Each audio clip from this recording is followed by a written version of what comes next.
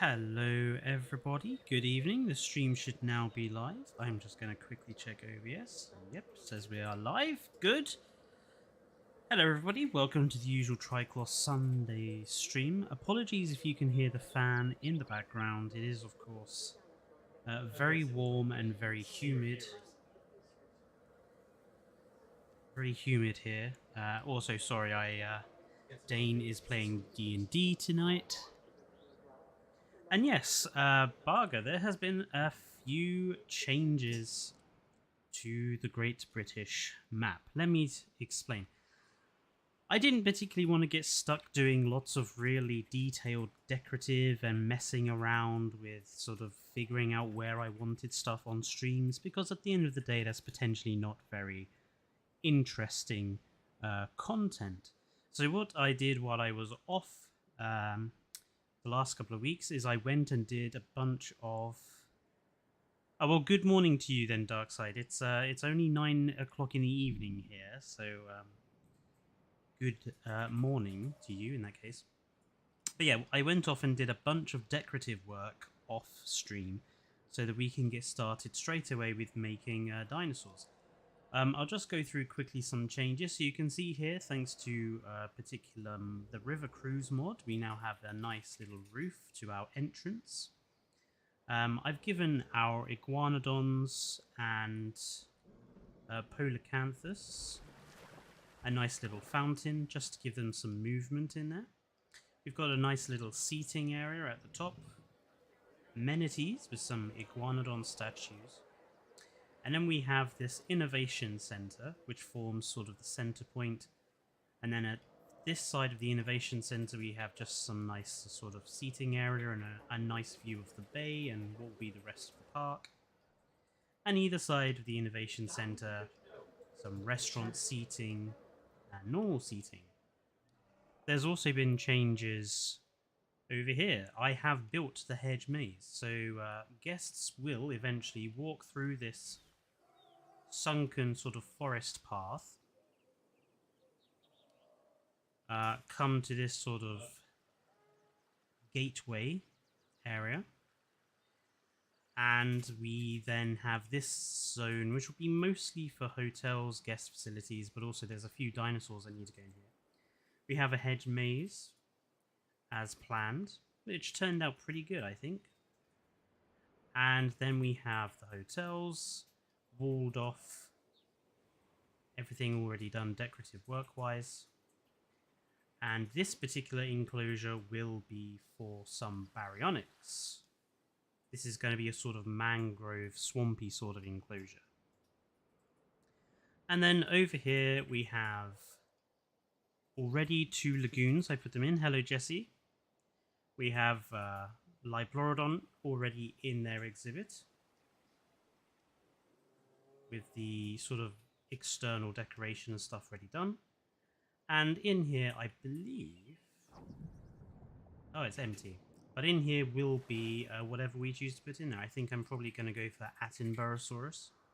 It is modded, yes, Darkside. I don't play the game unmodded because there's just too many restrictions that really annoy me. This I'm especially pleased about. This will be for the Dimorphodon. And you can see, again, thanks to mods, we've been able to phase it into the rock. So it looks very much like how the aviary was in Jurassic Park 3. However, today I want to start with work over here, which will become the Dacentrurus. Dacentrurus? I still cannot get the pronunciation of that dinosaur right. The British stegosaur, the only stegosaur we have. This will be their enclosure. You can see I want them to use the viewing galleries from the lagoons to sort of view the dinosaurs. We've given them a mock little waterfall here, which turned out really good. I'm quite happy with how the waterfall turned out. It's not perfect, but we're making do with the limitations that we have. And I've already done obviously some of the planting and stuff, so we're going to finish this enclosure off to begin with. So I want to kind of stick to the ginkgos we've been using, because ginkgo is a tree that grows naturally in the UK.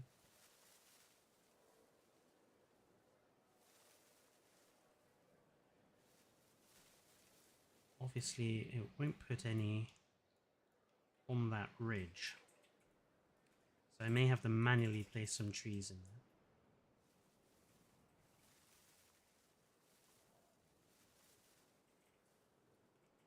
Just want to kind of hide the edge of the enclosure pretty much. I think we can maybe put a bit of mud texture down. Oh no, we don't have mud, do we? Just maybe some light sand.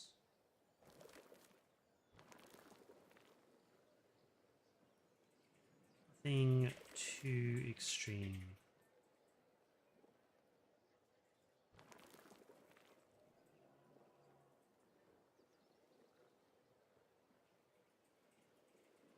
Yeah, that looks okay. I think a Loch Ness monster, a Loch Ness inspired Plesiosaurus Lagoon. How would you make it Loch Ness inspired? I mean, I've never been to Scotland, so I don't know how you would make it deliberately Loch Ness inspired. Maybe, I don't know, put a castle underwater or something. I don't know. We'll have to experiment. What biome in Jurassic World Evolution 2 should I build a park in? Because I have a park series I'm planning to upload to my channel. It's the Mediterranean biome. Maybe put like mortar ruins for a castle.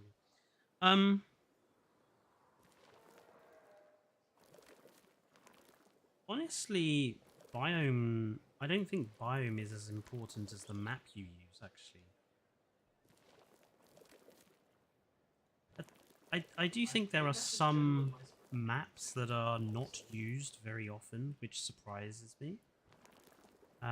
Like, people don't seem to use the Arizona map very often, which it's one of the better maps, I think.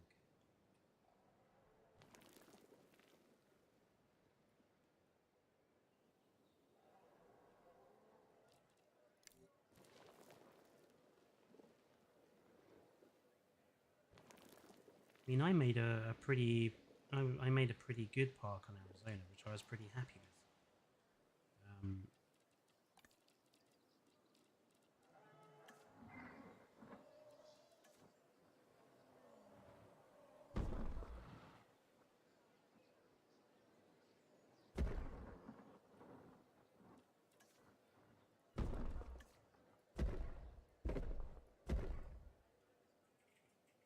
I just want to hide the edge of this enclosure a bit with the rocks, just to make it a little less obvious.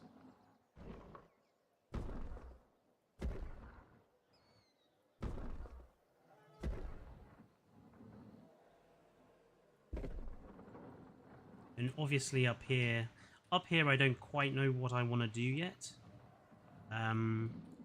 Joining together this area and this area, I'm very puzzled. I'm not quite like 100% sure what I want to do yet.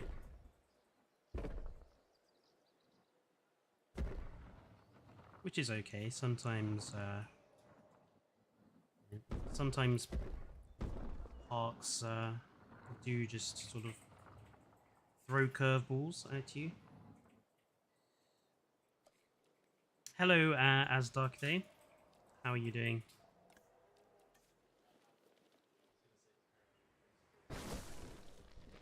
Let's just put a few different trees around here, just to make this whole area look a little bit more planted. That one I want to sink into the ground. Yeah, that's good. I'm going to add a few different colours. Not too many, but just a couple. Just because I think too many green plants can be a kind of bit boring. Yeah, that's better. Down here, what should we do? Let's add like a couple of bushes, maybe a few smaller trees. Nothing that big though. Let's see. Let's go with couple of those. We'll sink those down into the ground as well. Turn them into sort of little ferns.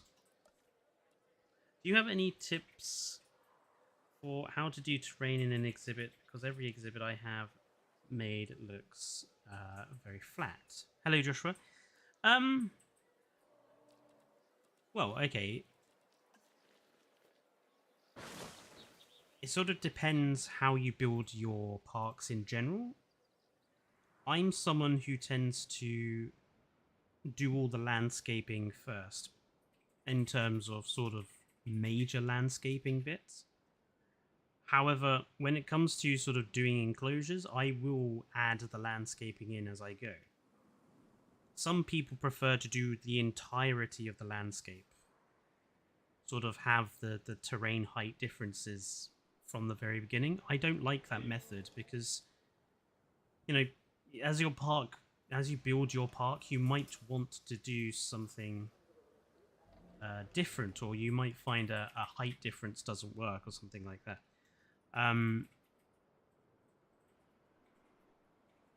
Making unflat enclosures is fairly easy, though. I mean, we've done it here, or even something as simple as this, where it's just cut into the ground. And you don't even have to do it with very big enclosures. You can add height difference to very small enclosures quite easily.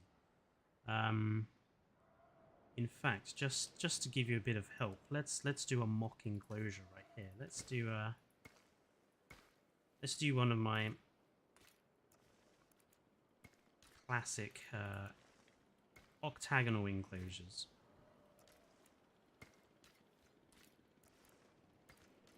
So here is the octagon.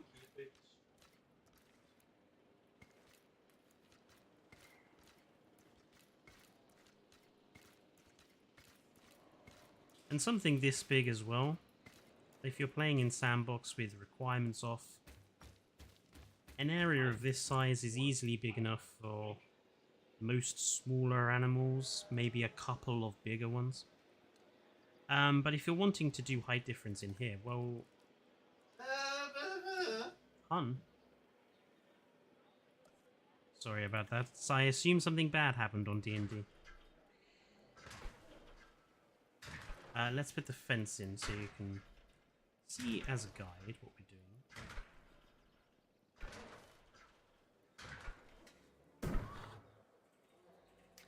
Right, so from here we could just raise the terrain at the back and the front, or at the back.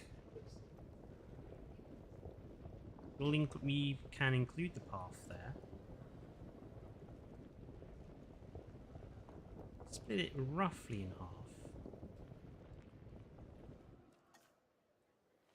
Then smooth out this side. Okay, might need a bit more over here just to make the smoothing work.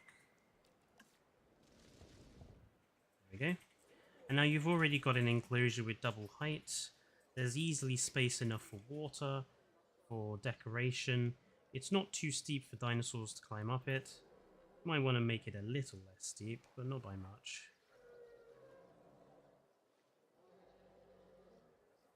That's probably a bit better. And that would make a perfectly good non-level enclosure. And it's fairly easy to do. And of course, in the same way, you can do completely the opposite. So you can dig down a bit, be a bit more.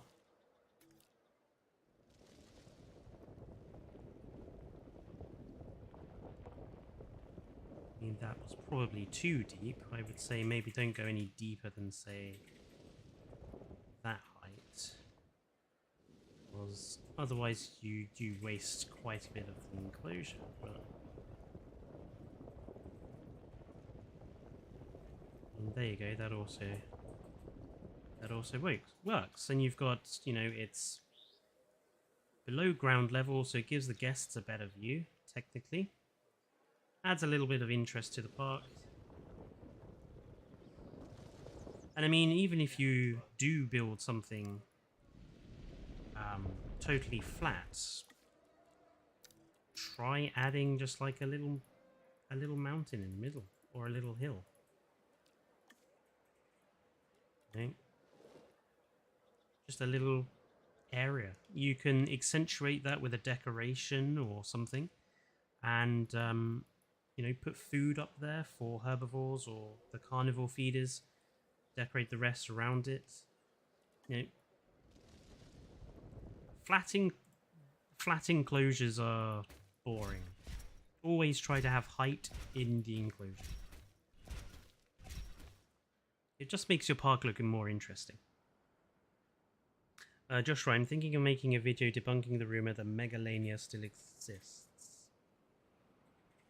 Anyone got any good points I should use in my video?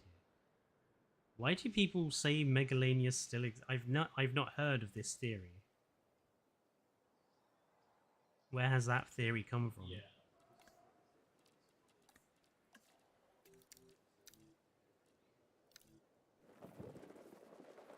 Add a little bit of greenery down here. Just a little sparse. I wish we still had herbivore feeders from the first. I know Kyodenic is working on a mod to bring them back, as well as add a few new varieties, which will be so nice to have. I agree. Like, as much as paleo feeding is useful, it's also kind of annoying. Right, this I think looks pretty ready for the Dacentrurus. Oh, apart from up here, actually. I'm just gonna add flowers up here. Maybe we could go up there, actually. Seems a bit. You know what? Nope, that's fine. An enclosure doesn't have to be 100% filled up. I have to keep telling myself that. And that is quite an important sort of tip as well. We wouldn't call it a trick. It's you know, don't fill up the enclosure with as much sort of vegetation as you know, want to lazily just roam the brush around. It just makes the enclosure look sort of untidy.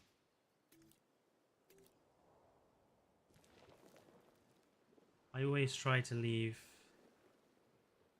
a few little gaps, just things I can sort of run a different texture around, just to make it look like the dinosaurs are kind of roaming around and have eroded some of the grass and stuff away. Yeah, excellent. Ready for Dacentrurus. The British stegosaur. Now, I've gone away and had a look about the British stegosaur, and it's the closest, I think, model-wise to it that we have in game at the moment is the Camp Cretaceous Centrosaurus. In terms of size and in terms of body shape, that I think is the closest one that we have. Something like Chungkingosaurus or Huango, it's not the right size, even though and the normal Kentro is still not the right size. So we need to use the Camp Cretaceous one. And let me have a look at my skin database to find some nice skin colors. I think we want to go with something that's, I don't know, quite distinct. Mangrove forest, sort of a purplish color. Quillian Mountains, maybe, sort of a grey. Quillian Mountains and Calcarana look pretty nice. I do like the blue, though, on the Papurana. Okay, something that goes with the blue on Papurana.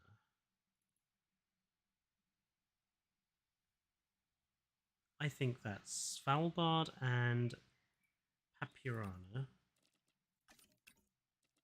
for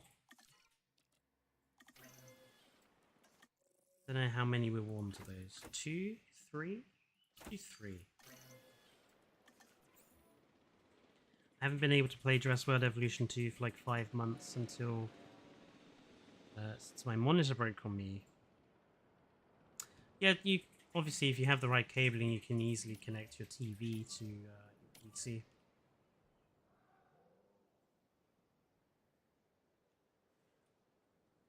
And monitors dying is the worst. You have my sympathy. In the time me and Dane have lived here, Dane has been... You've 2 monitors, haven't you? You've had 2 monitors die on you, haven't you? No, 1. Monitors. 2 monitors. Yeah, Dane has lost 2 monitors in 3 years. So far, touch wood, I haven't lost any. In fact, my main monitor is one I have had since 2014, and it's still going strong. Acer, if anyone is curious. So I will definitely be buying Acer again when I eventually have to replace my monitors. Let's go and have a look for another sort of skin color pattern to put with Svalbard. Thinking maybe we'll go for something that's sort of white to go with the black. Yeah.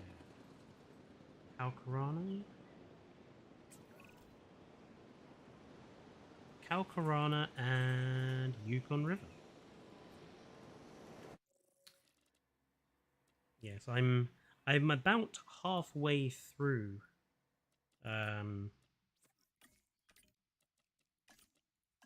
the new skin database I'm working on.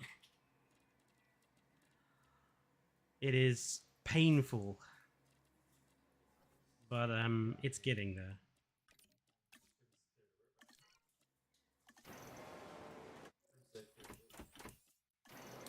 Fletcher, did you know that some people still think extinct animals are alive today? Well, yeah, obviously there's the group people that think Megalodon still exists, which is laughable.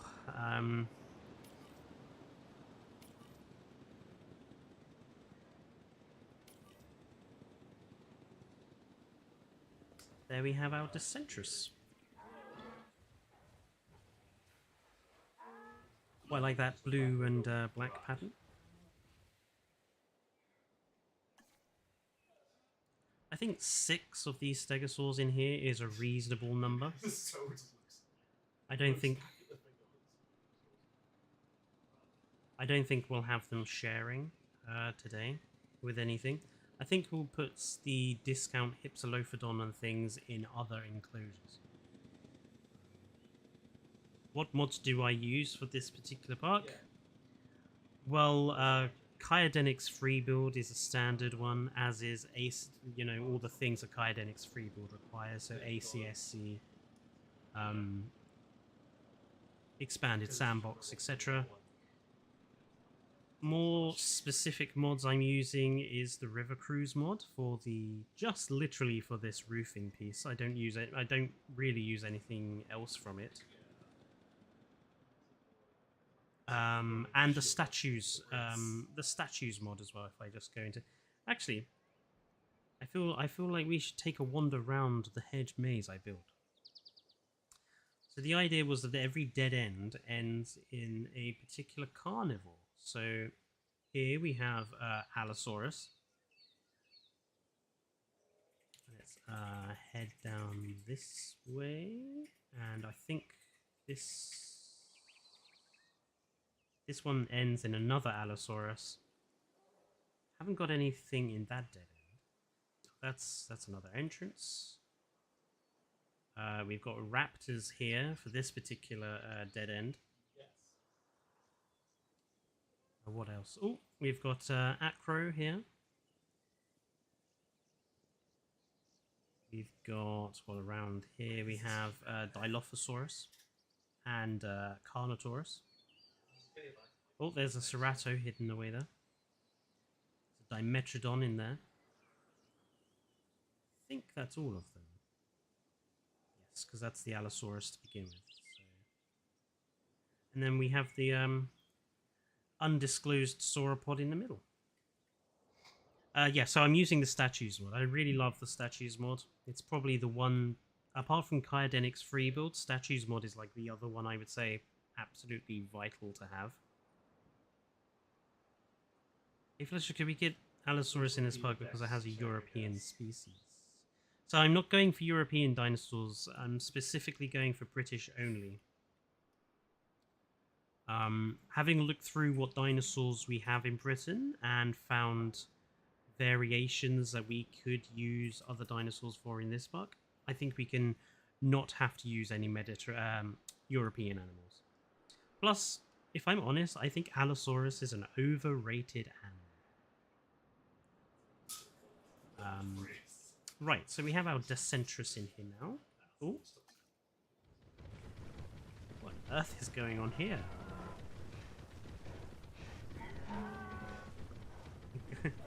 Going for a bit of a run. They're quite sprightly, aren't they? Have they got food? Ground fiber. No, they've got plenty of ground fiber.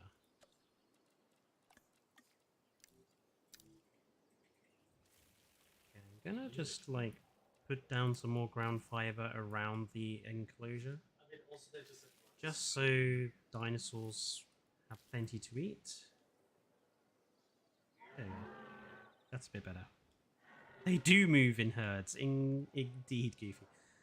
I'm not going to do any of the decorational stuff up here at the moment. I'm going to switch over. And we're going to do the Baryonyx enclosure here. Now, I want it to look like a sort of a mangrove sort of swamp. So let's put in our big stones first of all.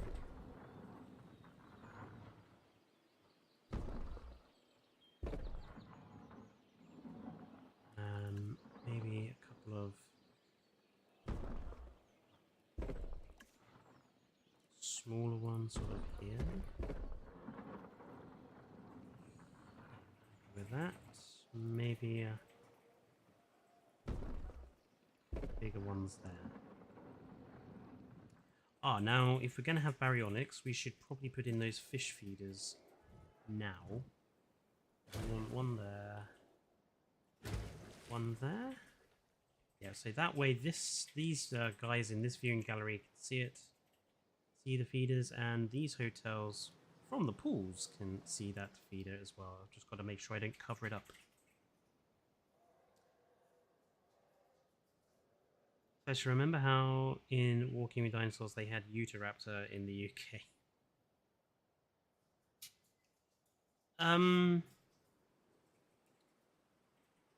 I don't think they did, because weren't they...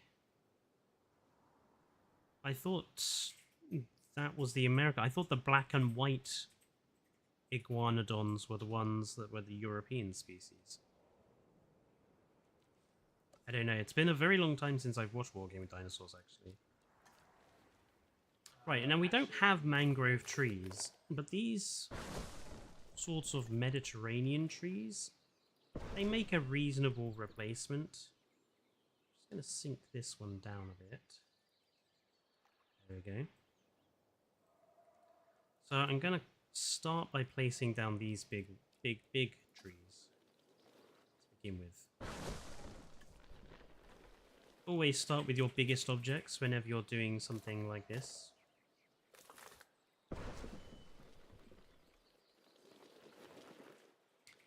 Maybe another one. Isn't there another? The big tropical tree. Let's sink this one down. Nice. Also, I'm being careful of the sight lines. I don't want any of the viewing areas to have their vision too badly affected.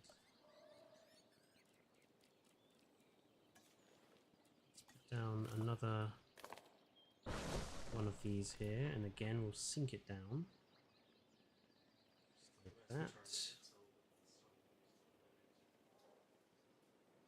that. We can put smaller trees down there. I think maybe if we have one more,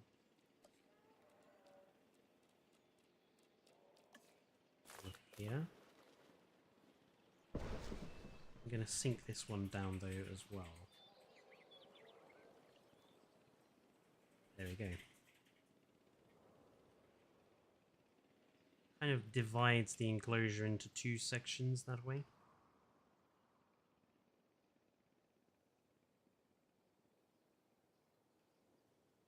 Yeah, I think that's fine. Right, other trees now. So these temperate trees work quite well. They're quite bushy. They can cover a lot of ground. Again, not trying to put too many in though, because I don't want to make the enclosure look too big and overwhelmed with vegetation.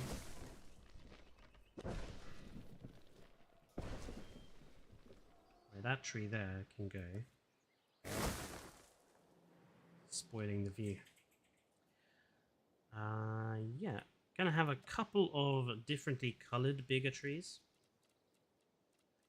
Just to break up the monotony of the green.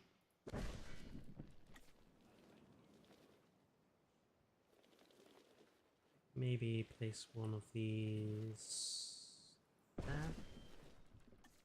Place one of these. Yeah, happy with that.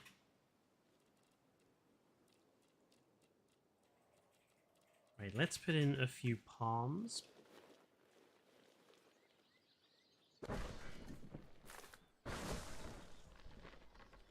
Just to get that mangrove sort of feel.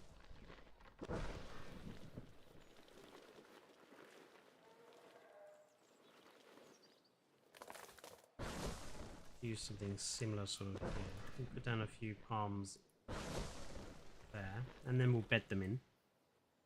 But you should try to make an exhibit using the fossil wool pieces as fences. See, now I don't like doing that. I know it's like, that's one of like Evo's tactics, but I don't like doing it. The main reason I don't like doing it is because it's very difficult to make a shape that's interesting, number one. And number two, it just uses so many pieces. And to me, one of the important things to do with a game like this is to be able to make something that looks good without using a million pieces that sort of eventually uses up so much GPU space that your frame rate suffers and your you know, you have to run your park without guests in it because otherwise you won't be able to run it at a decent FPS. It's all about using pieces efficiently rather than, you know, not necessarily using it in a way that's perhaps excessive.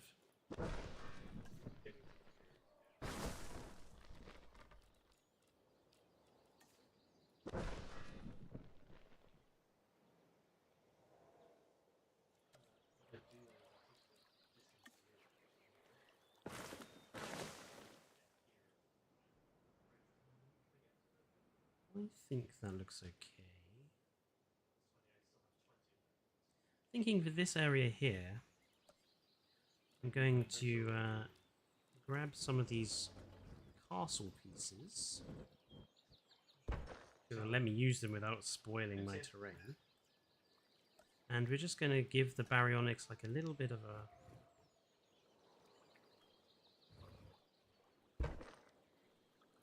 a fortification. Nothing too extreme.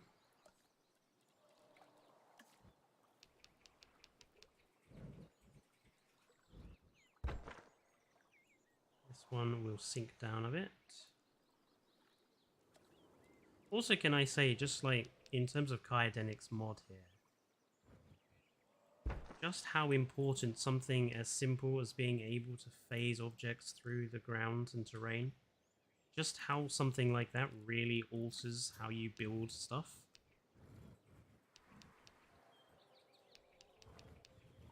it's such a massive difference when you can do something like that.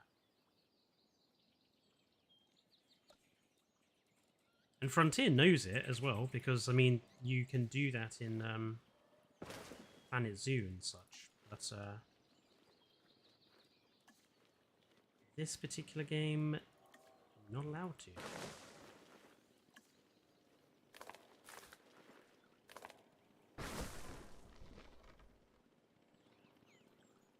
There you go. Just a little sort of small castle. Let's add you know, a couple of flaming torches around just for fun. Let's move that tree a little further away from the torch. Don't want to have a fire hazard, do we?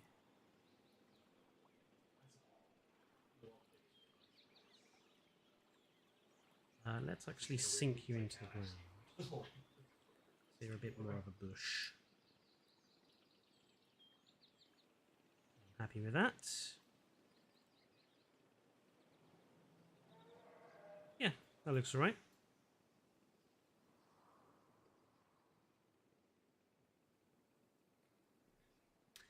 I made a nice hidden oasis for Allosaurus with juvenile mods. I do like oasis sort of style enclosures. Fletcher, how would you feel if they added modular buildings? I'll talk about that in a sec. Let me just catch up with the rest of chat. Frontier and the JWE community have a love-hate relationship. Yes, we certainly do.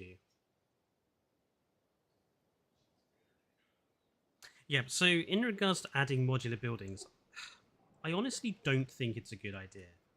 The biggest problem with games like Planet Zoo and Planet Coaster, and to a, you know, if we're including games like this, we've also got to include Prehistoric Kingdom. The biggest problem with these sorts of games is that the modular building systems are just not very person-friendly. You know, they're not player-friendly systems. They are quite complicated, quite fiddly to use, quite annoying to use a lot of the time. And in order to make something that looks very good with a modular building system, you have to sit there spending, you know, 3-4 hours sometimes messing around with it just to make, you know, something as simple as, like, I don't know, this planter arrangement here would be a good hour's work probably in Prehistoric Kingdom. You know, buildings like this amenity, you're looking at a day's work if you want to make it look really good. And that's the other problem with games like Prehistoric Kingdom and Planet Zoo. Is that, yes, you can sort of half-arse it, but because of the nature of the game, if you half-arse it, it will look really obvious you've half-arsed it, and it will look really bad. Whereas I think with Jurassic World Evolution, you can kind of... I wouldn't say you don't have to be good to make it look good, but I think it's easier to make something that looks very good as opposed to Prehistoric Kingdom or Planet Zoo or Planet Coaster. I think the tools that Jurassic World Evolution 2 gives you flatters your building ability.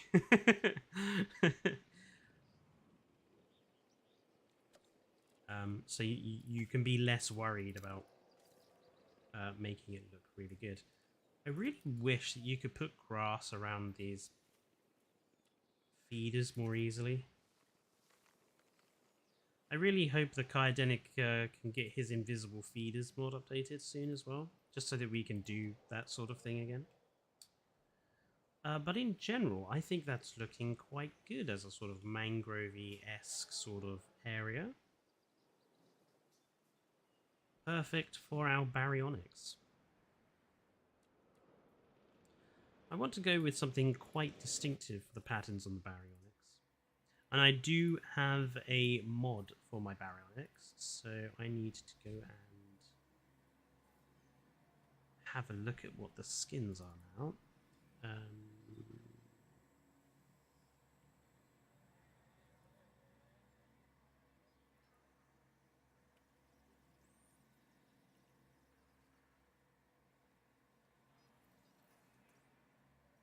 Did I not put in... Where are the mod skins? Ah, Film Barry. Right. Ba, ba, ba, ba.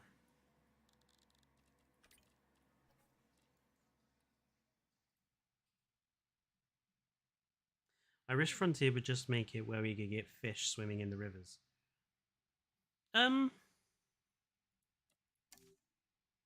would certainly make it easier to make enclosures, that's for sure. I want to be able to drown my creatures in water, or for them to be able to drown. It does seem like, due to sort of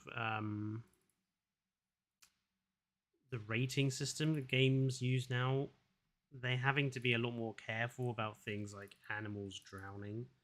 I think it's why we don't have like the ability to lethally kill escaped animals in the game. Because I think that would probably be against the rating system. I don't think I want green. I want something quite colourful for this. It's supposed to be a mangrove forest after all. Quite like that. That's Pulkrana and Yukon River.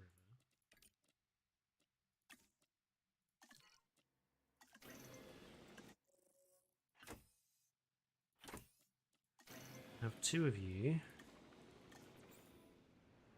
Dump these into their enclosure.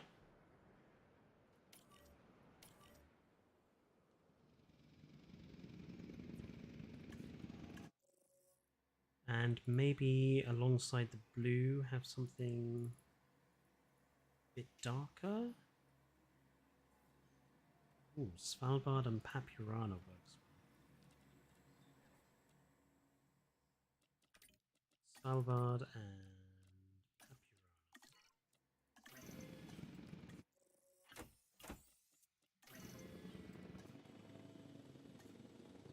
I don't know how many baryonyx that sort of enclosure would... I think 4 is just about acceptable to me. Yeah, I don't think that's big enough for anything more than 4, personally.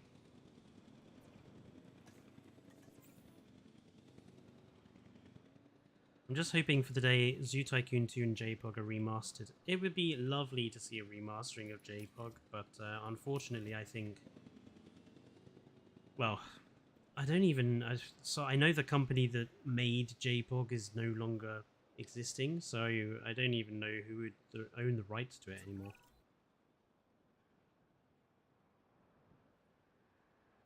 What would you give the 30th anniversary update out of 10?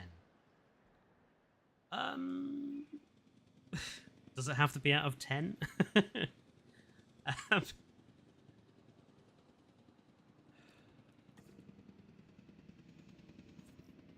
Okay, look. Here's my diplomatic answer.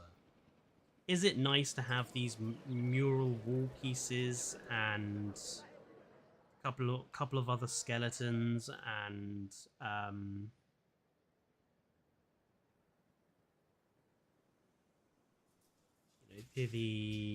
trying to remember, you know, the other tables and chairs and what else? There's the Jurassic Park rock statue, obviously. Is it nice to have these things? Yes, it is. Of course it is. It's always nice to get new decorations. However, I do think a lot of these decorations kind of should have been there from the start. And I also kind of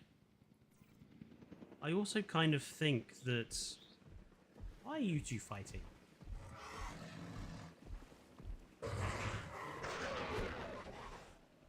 Now. I also kind of think that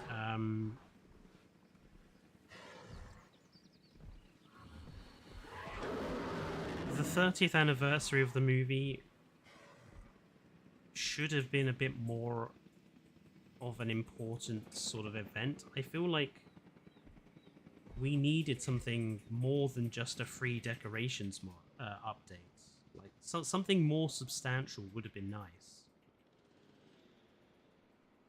It sort of surprised me that in the end they didn't give us anything more than just a couple of decorations, essentially. What should we do for an enclosure for the Attenborosaurus? Thinking...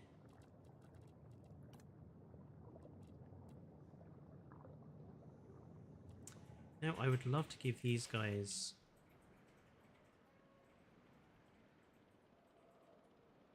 viewing dome.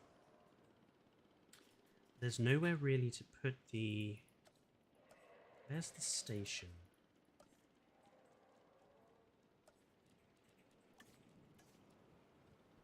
Yeah, they're quite big. There's nowhere really...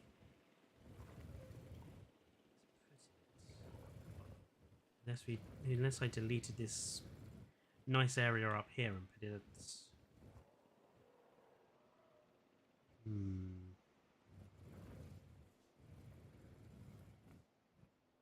I don't know. What do you guys think? What should we do with the Attenborosaurus lagoon? Should we just decorate the bottom of the lagoon, or should we put a viewing dome in the lagoon? Hello, Glitch.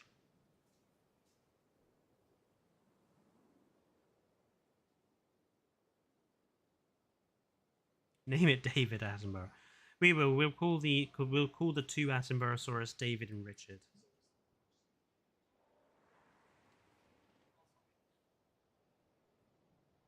Okay, we'll give them a viewing dome then. Burger says sink building, so we'll give them a viewing dome.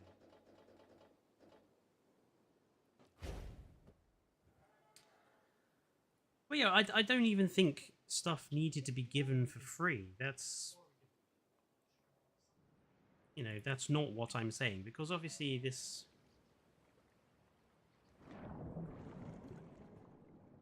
company is you know, they still need to make their money at the end of the day. And people deserve to be compensated for the work they put in.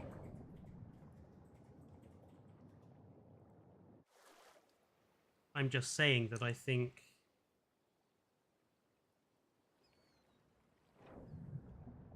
it needs to be a little bit lower. I'm just saying that I think we should have had more than just decorations. Just a smidge too low.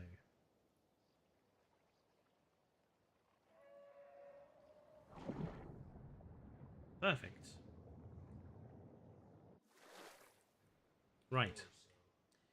We need to think about where that tunnel is going to go. I don't want it to go over here because I don't think that's the right place for it. I'm thinking maybe have it... I'm almost thinking it should be connected onto that gallery, actually.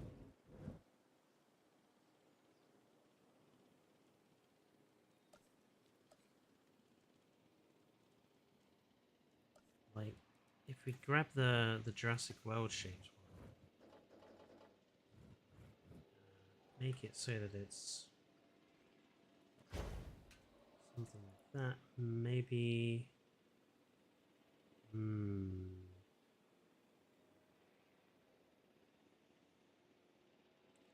Maybe we could just have it next door.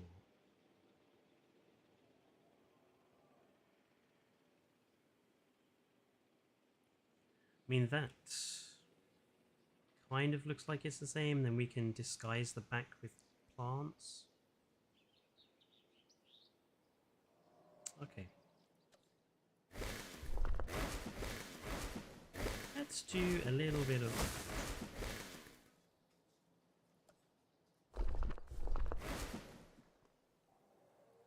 Let's fill in the rest of this. There we go. And then around the back, we grab the very big bushes.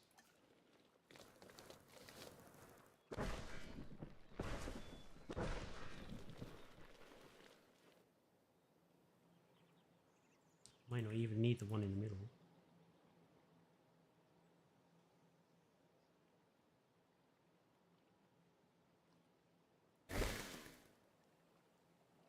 Yeah, I reckon I can get away with that.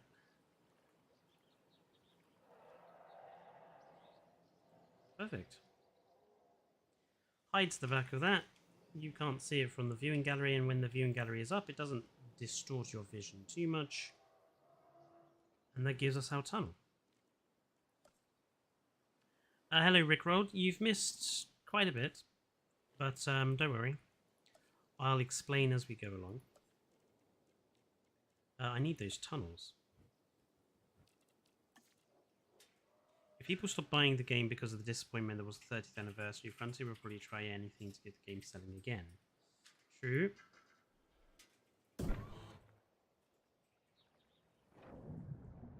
I mean, the 30th anniversary wasn't...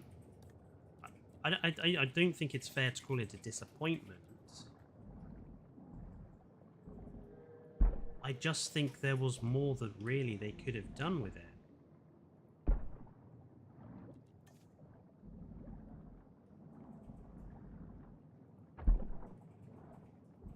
It was one of the best... It's one of the few times where Frontier could have really heavily, you know, come up with something that's monetized and DLC'd. And it's one of the few times where we probably would have accepted them doing something costly, expensive. And we probably would have gone, well, it is the 30th anniversary, so, you know, what the heck. And they didn't. They did nothing.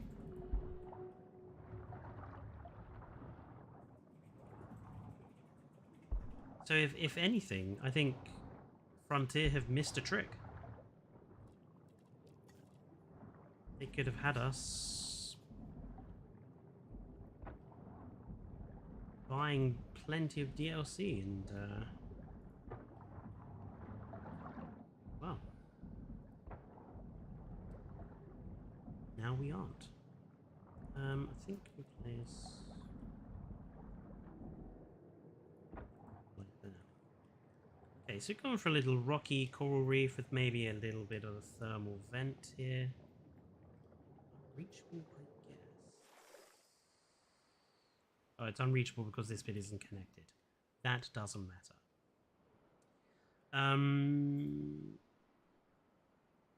Let's do the color of the lighting actually.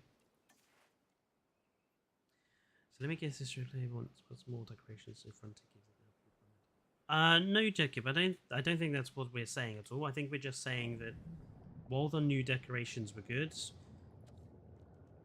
some of us think that they should have been in the base game from the beginning, and that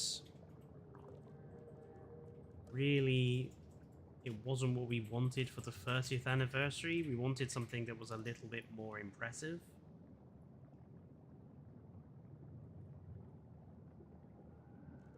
Basically, it's a question of Frontier gave us the wrong thing this time round. Normally, the decorations mod would fill me with joy, but for the 30th anniversary, they needed to do more. Right, Attenborosaurus.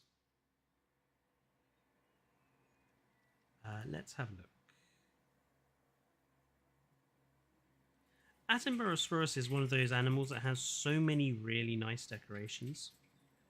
Not decorations, skins.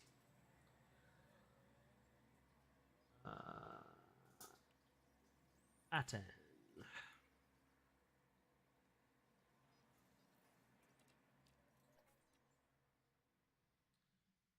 So, let's see. Amazon rainforest gives us quite a nice reddish color. Gambia River Basin. Oh, Gambia River Basin with... Gambia River with Calcarana. So, Gambia and Calcarana.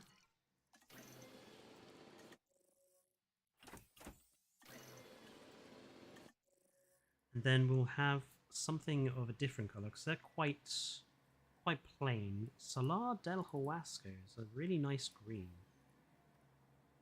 Salar del Huasco and Pulcrana.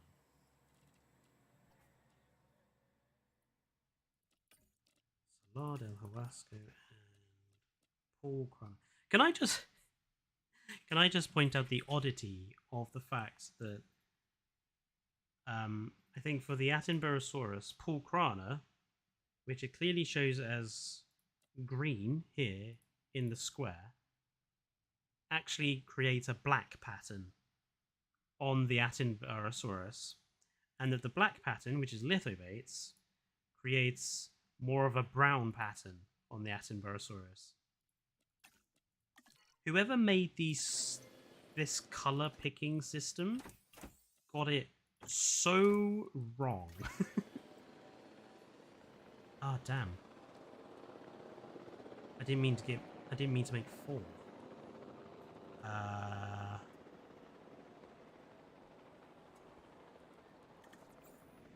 Oh, you know what? We'll have 4. Whatever.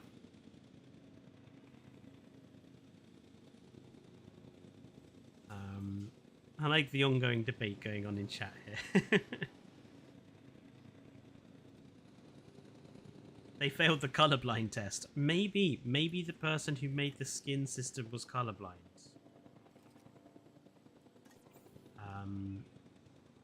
Obviously, if that's the case, like, I don't blame them for messing up the colors, but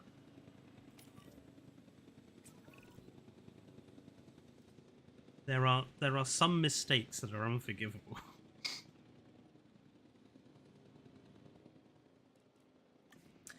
By the way, these are our 2 Liopleurodons. Have a nice, what I like to call the radiation pattern. Nice green and the black here. And then the other one is this sort of mint choc chip pattern. Let's have some names for our Liopleurodon, because they are one of my favourite animals. So I want some interesting names for the Liopleurodons.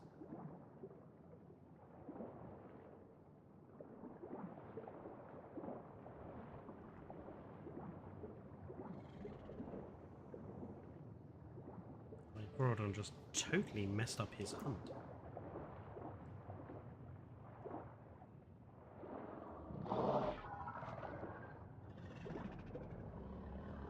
Godzilla. Okay, we'll call the radiated one Godzilla, like that. And what about Mint Choc Chip? Steve-O. I like that. We'll call this one Erwin.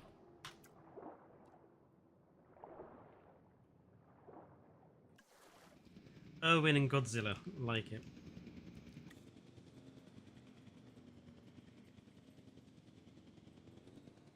Looks like our Baryonyx are nice and happy.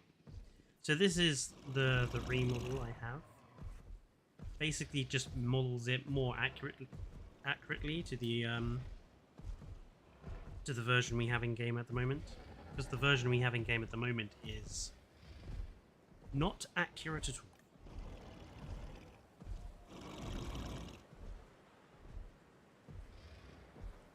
What are you doing up there? Just having a look through the double-layered fence.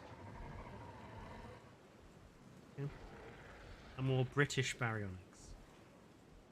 Well, I think universally most of us would agree that the model of the Baryonyx they used in the movie was not overwhelmingly amazing.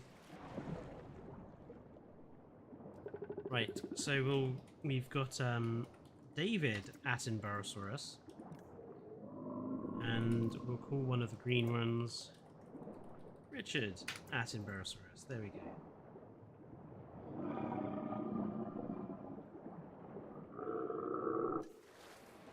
The normal one sucks. I'm glad that we can speak about it in such blunt terms.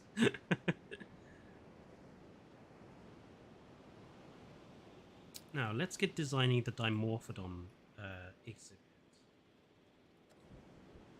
I think we'll go with the Jurassic Park style galleries. I'm not sure though whether to have the galleries at the ends or the galleries on the sides. What do you think? The ends would give us a bit more of a better view, I suppose.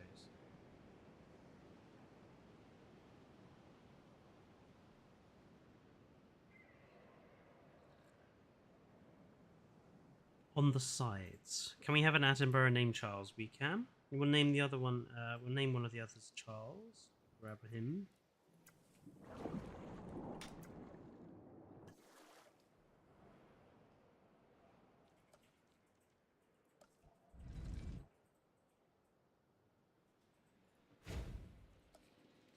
Viewing galleries on the sides. There we go.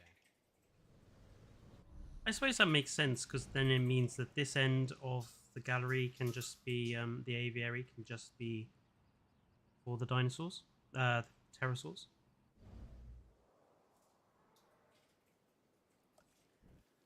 Let's think about what we're doing with path. So let's have run there. That run down here. Something I have noticed now that we have a Reddit page, or rather, I made a Reddit page so I could start posting stuff in the Jurassic World Evolution to Reddit, is that there's a lot of new players coming to this game at the moment, which is nice to see.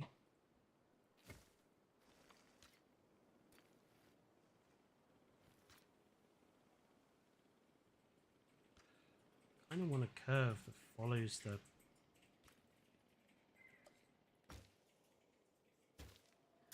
I want a curve that follows the aviary there.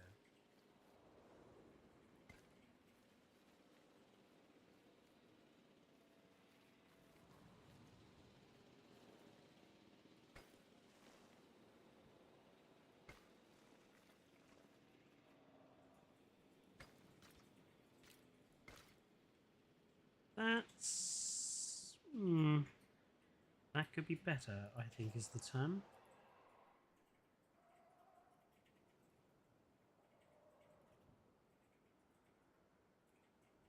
I swear, Kyodenics Move It mod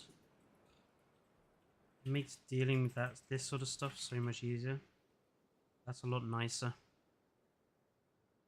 A lot nicer.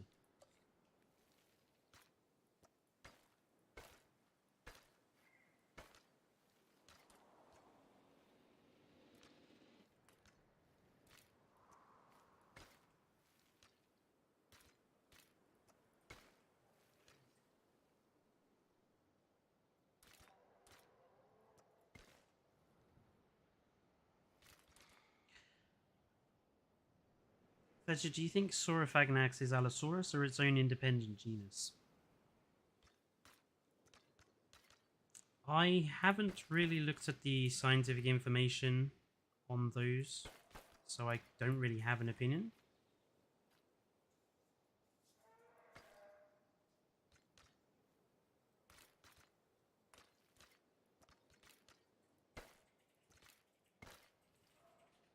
I do think paleontology is one of those subjects where it's so easy to be wrong. Okay,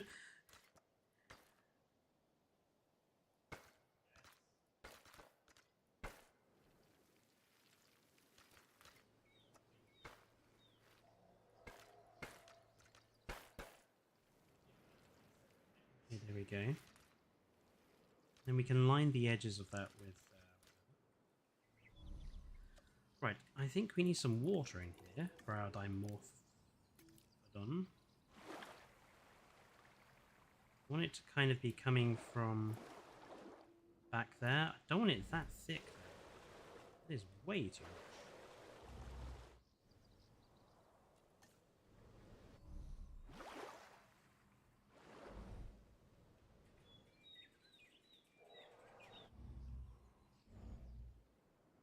That's good. Also, I've just realised I need a bloody... I need the building on, don't I? At some point. I have a controversial opinion that the Tarbosaurus doesn't need to be added. Actually, since it's 10 o'clock, I'm going to steal an idea from Eva and have a mid-stream chat. Let's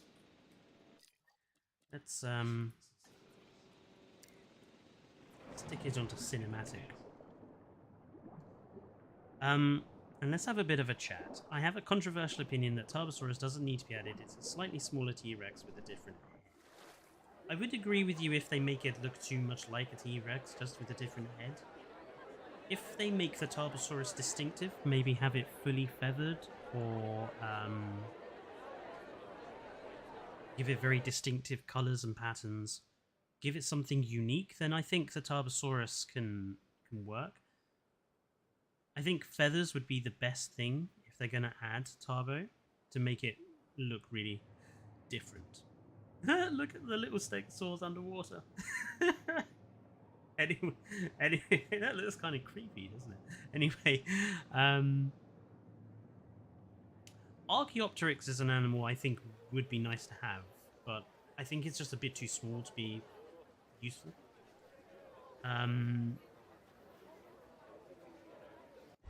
Camp Cretaceous Tarbo is legit an edgy T-Rex.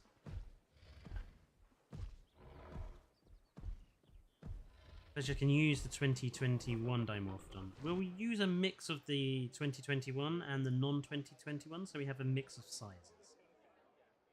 Dino Army is playing Kerbal Space Program. How many rockets have blown up, Dino? Why are there stegos? As Darkaday, the UK does have a species of stegosaurid called Dacentrurus. It's sort of something similar to Centrosaurus, but the size of a stegosaurus, which is why we're using the Camp Cretaceous Kentros for them here. Tarbosaurus based off a king vulture. That would look pretty cool if it had like the feathers. No, but what are they doing in the water? Ah, well, the interesting thing about the the viewing gallery, as we got it here. Let's just wait for the camera to pan around a bit and press space to pause. Ah, space doesn't pause. Basically, there's a filter on the viewing gallery that makes the water look blue.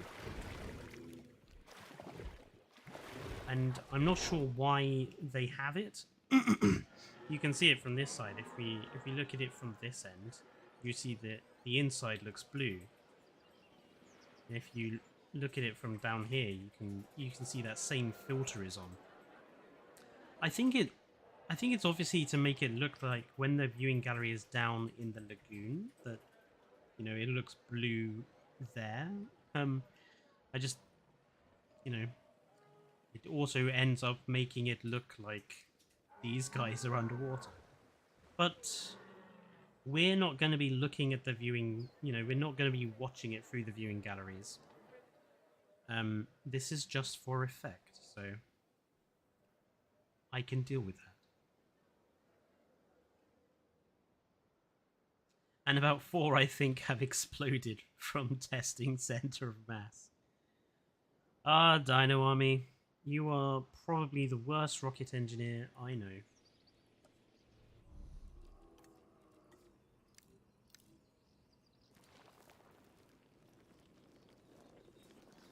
Actually, I think Dino Army is probably the only rocket engineer I know.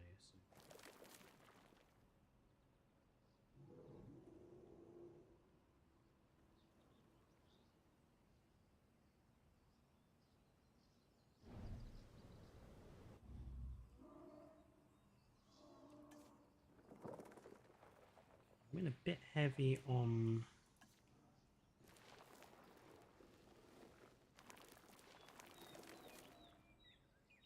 That's okay.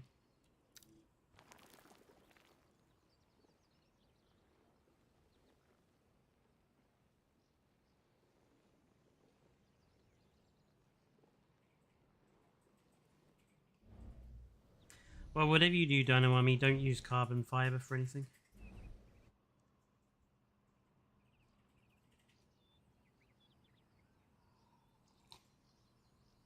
Are you a paleontology fan? I wouldn't say I'm a paleontology fan, Jacob. I would consider myself an amateur paleontologist. I do go and read paleontology articles, and I do go and read up on the science, and I do go and read up on the new discoveries. I'm not perfect. Sometimes I have missed things, like I didn't realize the iguanodon thing. But yeah, I would consider myself an amateur paleontologist, if such a thing can be claimed to exist.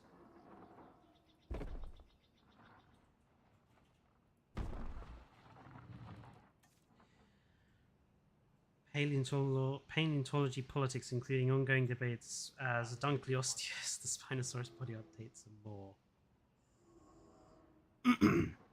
See, the Dunkleosteus body debate thing, like, I've seen what they think Dunkleosteus should, the new size reference, and it doesn't look hydrodynamically sound to me. Like, it's really stunted, and I don't see how an animal that looks like that would be very efficient as a swimmer. The old Dunkleosteus model, it looked sleek, which is what you'd expect a hunter underwater to look like. The new one just looks like it's ran into a wall head first. It might be based off more accurate, like, sort of figures, but I don't know. I think I would still prefer the Dunkleosteus to have the old design. It just looks... I think it looks more realistic to me. The new design doesn't look realistic.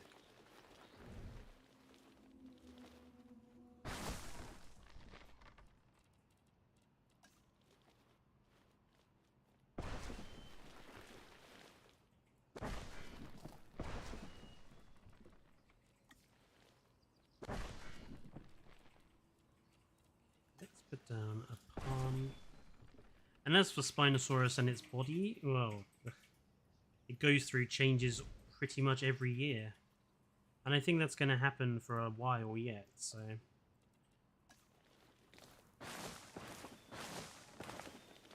I wouldn't get transfixed on one design of the Spino for now.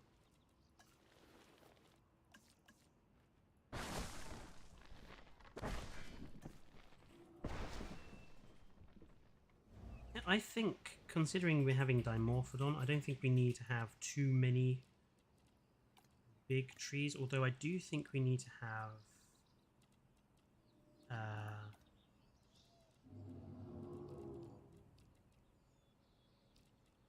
where are they?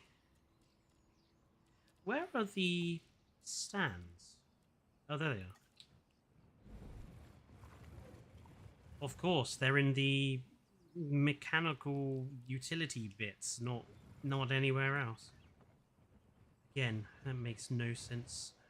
Or whatever.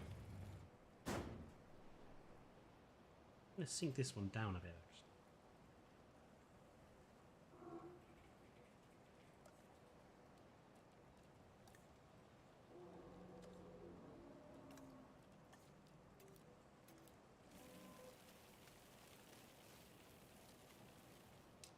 not that one. I think we're gonna go with...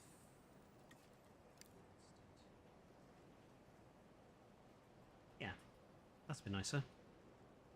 I prefer the large dunk, says Jurassic Crisis. I just think the large Dunkleosteus looks sleeker, looks more like an actual animal that I could see living in our ocean.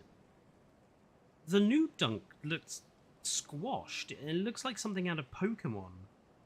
It looks like a Magikarp that's had, like, bad dentistry.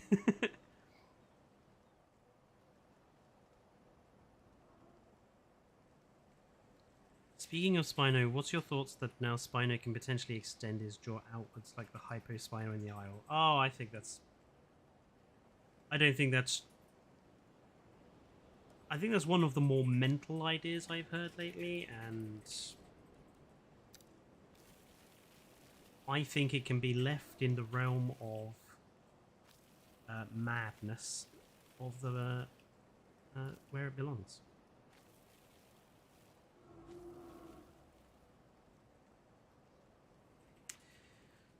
Right, I think that's ready for Dimorphodon. That tree needs to be moved slightly. That's okay. I just don't want it pushing out too much. Dimorphodons still need fish, don't they? If I remember correctly. Which I think is stupid, but...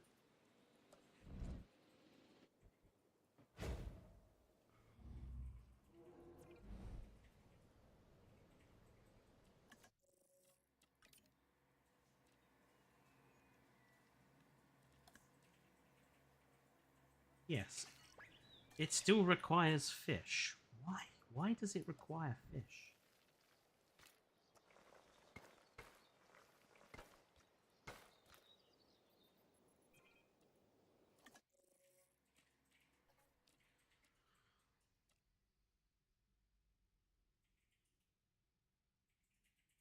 Fletcher, I think any paleontologist working on Spinosaurus is insane for how much it changes. Yes. I wouldn't want to be writing any articles on it, for example. Right, there's our baby Dimorphodon, the 2022 models.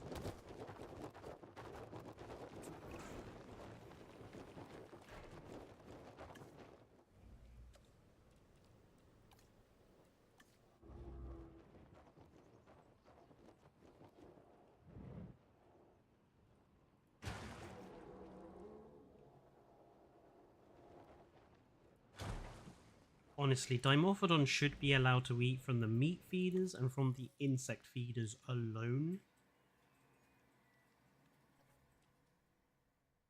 It's so weird to see them eating fish because that's not at all what they ate. Right, Dimorphodons.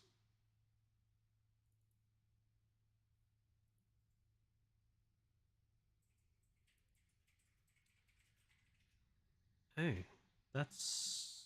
Oh, my Dimorphodon skin thing is not completed.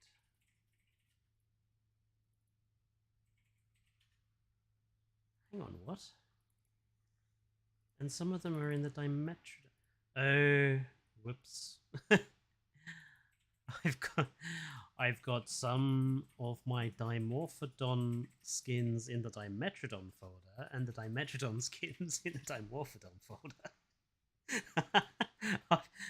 I've obviously, while I was saving pictures, gotten them confused.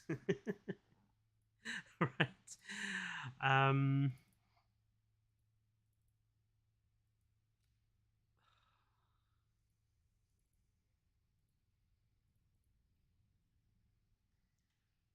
Death Valley skin, no. Great Sandy Desert? No.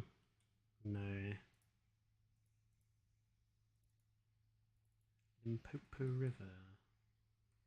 The Dimorphodon body colours are really off-putting as well. Killian Mountains look quite nice. Okay, Quillian Mountains and Lithobates.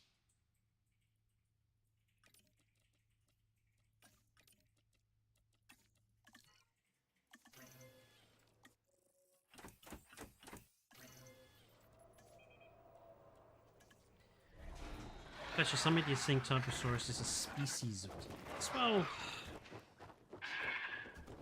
it's related to it. I suppose you could say that you could argue it's the Chinese species or the Asian species of T-Rex.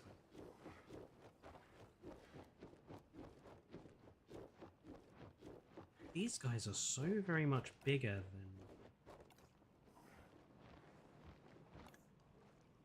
than little ones are so much bigger. These little ones are so small in comparison.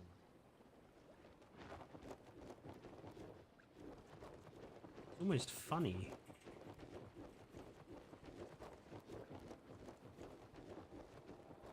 But I mean, honestly, they look so stupid eating fish feeders. What's low health? Oh, they don't have a feeder. I thought that enclosure looked weird and I couldn't figure out why. Oh, naughty Craig.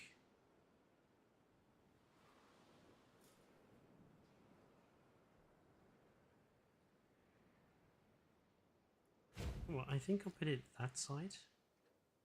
I quite like that.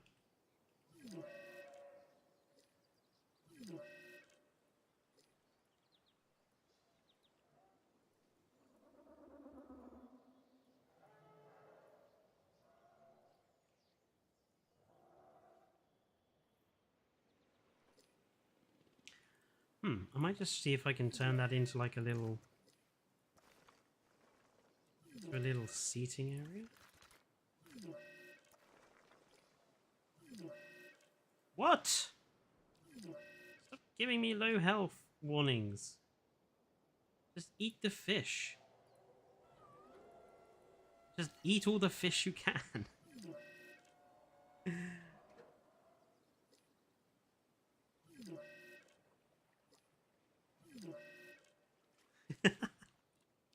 I'm just gonna turn on the fast forward so that they eat as much fish as they can.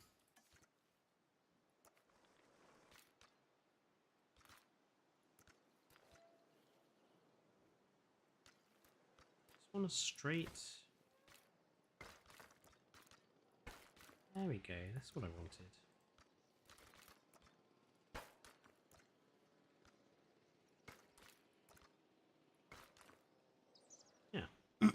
And then we can kind of... we've already got an Attenborosaurus called Charles. Fletcher, big mind blown here. Sorry, not China, yeah, Mongolia. That's my mistake.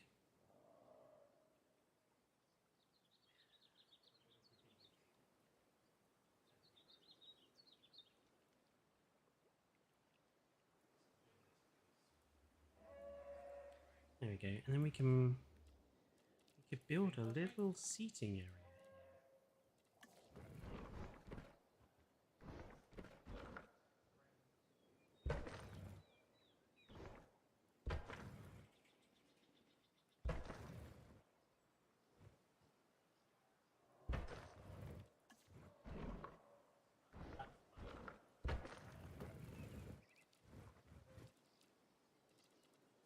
We have something we could just put down. It's got a bit of a curve to it. That's okay.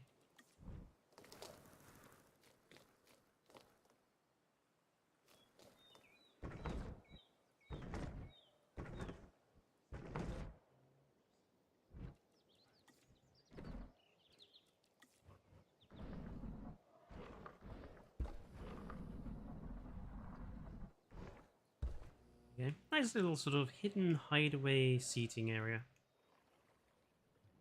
And this side we will cover up with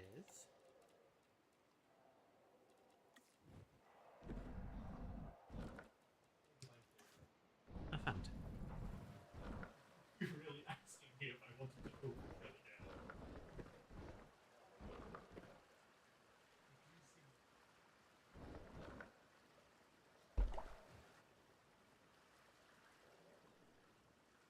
Nice. Also, ignore the fact that the fish do tend to float out of the lagoons on occasion.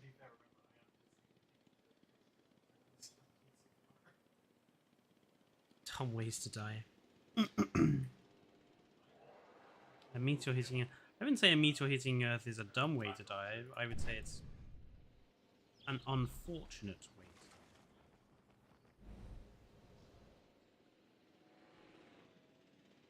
Right. So we've got our Baryonyx enclosure completed.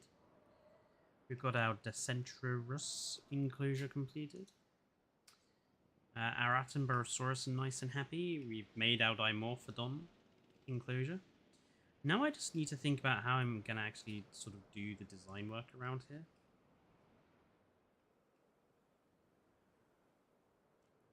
I want it to maintain this color of path.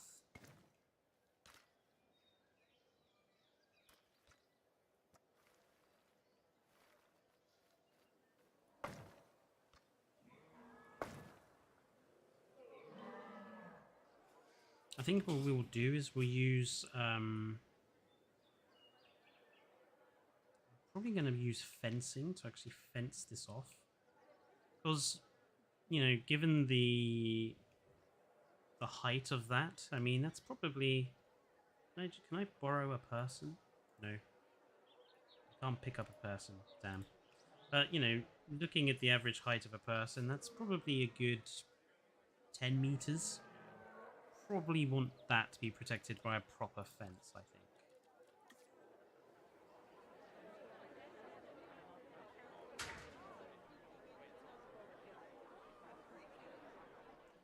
Then it would look a bit... it would spoil this sort of overall feel. Don't know. Also need to think about this. I don't like this sort of sticking on root here.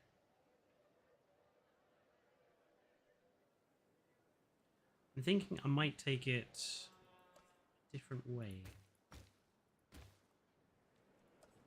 Sorry, folks. Thinking I might go around here.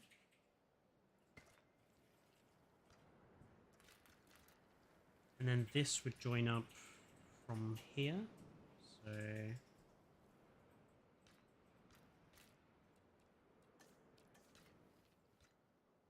from there up, around.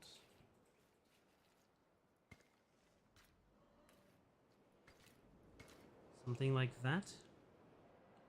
It's kind of roughly symmetrical. Actually, I could probably do a better job than that and get that looking properly symmetrical. And then we would have space for probably another couple of enclosures here. Yeah, I think I'm going to do something like that. I feel like we should vote on what creature feature should be added to the game, kind of like Ark in a way. Yeah, but the problem with that is people will vote for what they... You know... That's how you end up with things like a Camp Cretaceous DLC being made. Rather than, say... a DLC that adds proper decorations or adds aquatic animations or walking pterosaurs. You just end up with getting the Nothosaurs and the Smilodon and Microceratus, because for some reason people think that's what the game absolutely 100% needs. I understand. I do understand that, Jacob. Like, the problem is the Dane has a work schedule that's kind of changeable, and it's slightly difficult for him to find time to sort of do streams when his work hours change so often that we're not 100% sure when will be a really good time for him to stream. Not to mention we're still looking for a third person to join the channel as well, so... But at the end of the day, we will stream and make content. We're not doing this as a business. Our YouTube channel is not here to make money. That's why we haven't monetized any content yet.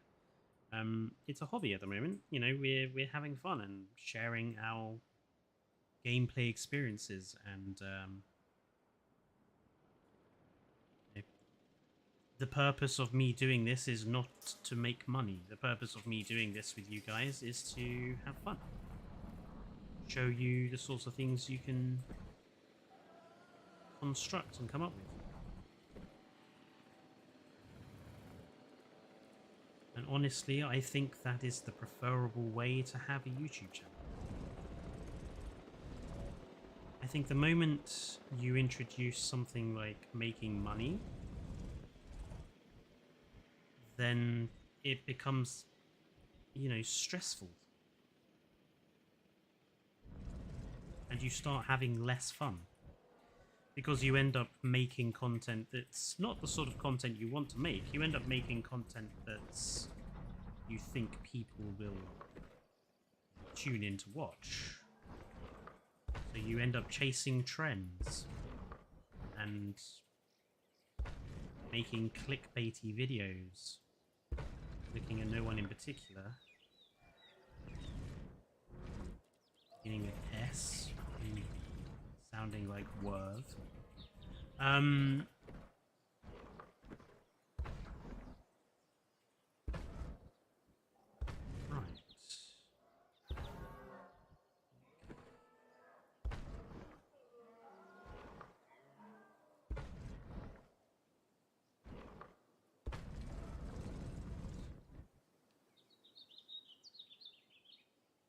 Yeah, exactly. There we go. Dane answering the question there.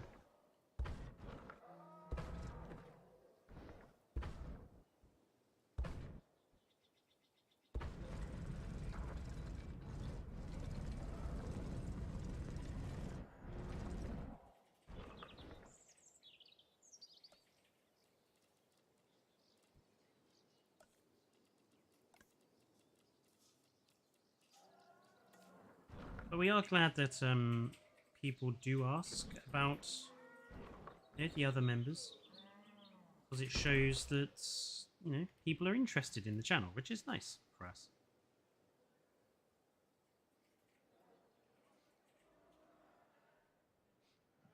I want the predators to hide in the foliage when hunting and multiple carnivores to eat at a carcass at the same time. Yeah, you would think that's fairly simple to do, Jurassic Crisis, but actually that's... You're talking about some pretty complicated sort of, not animations, but programming there.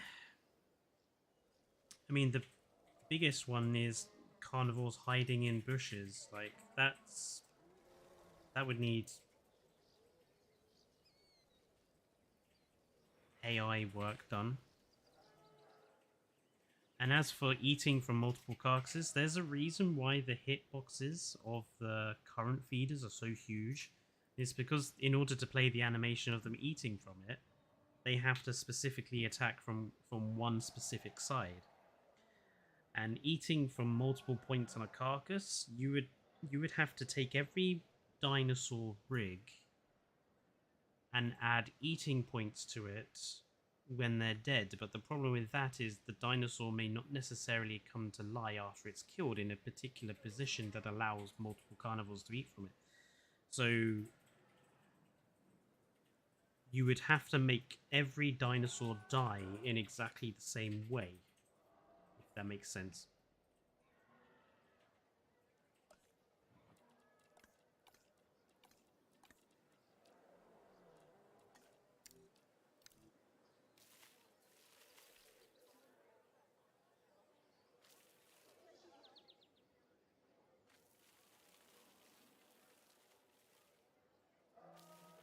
Adding a few flowers in. We'll add a couple of small shrubs, nothing too big. Shrubbery. Occasional tree.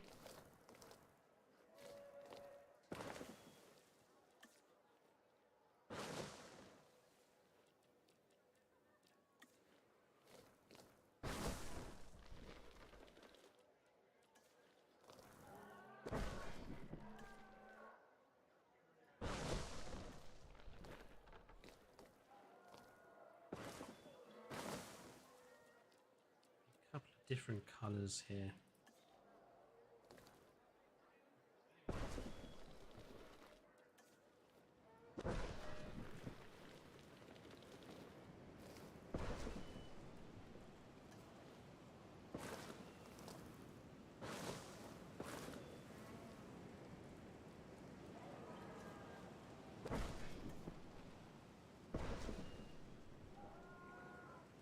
Yeah, I'm happy with that.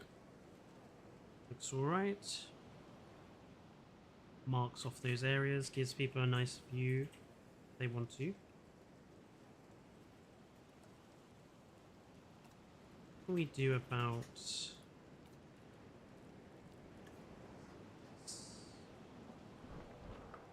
Oh, how about one there?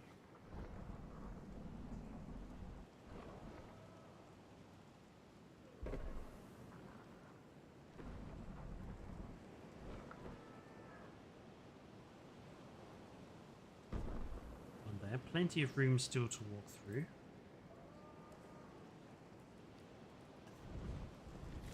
But,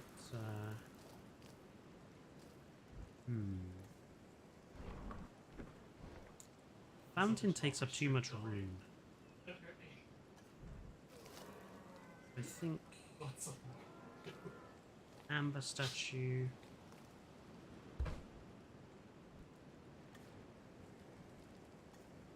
Actually, maybe the tree instead.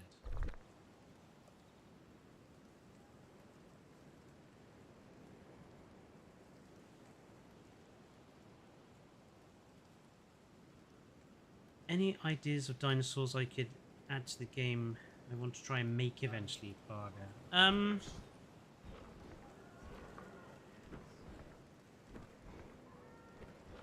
Platyosaurus springs instantly to mind. I've argued that Platyosaurus should have been in the game anyway.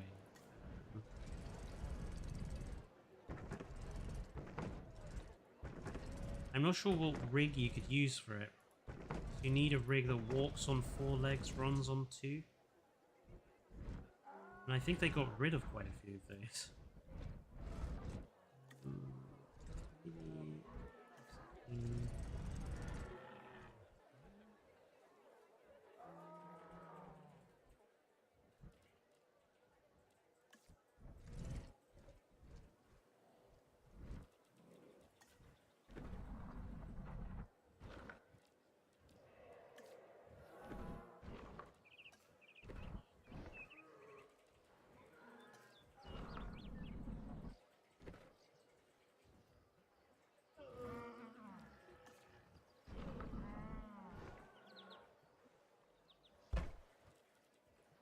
Do we have some small plants that we can put in here? Yes, we do.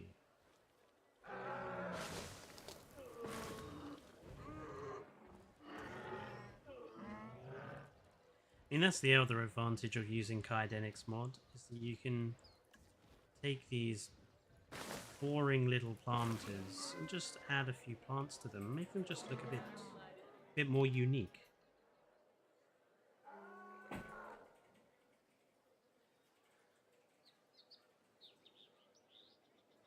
Yeah, so at the moment, Jacob, things have gone through a lot of changes.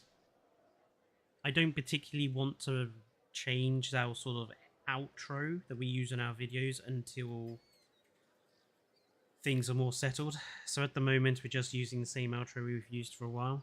It'll change once things are more settled.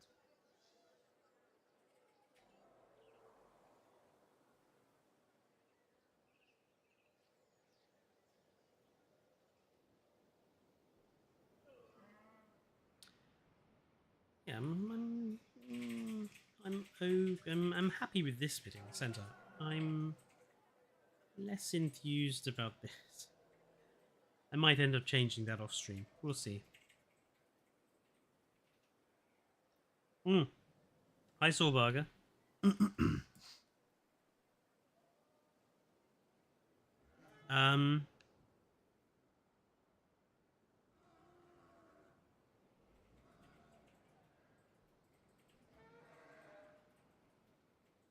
No, there's some really interesting obscure animals you could try, Barga, like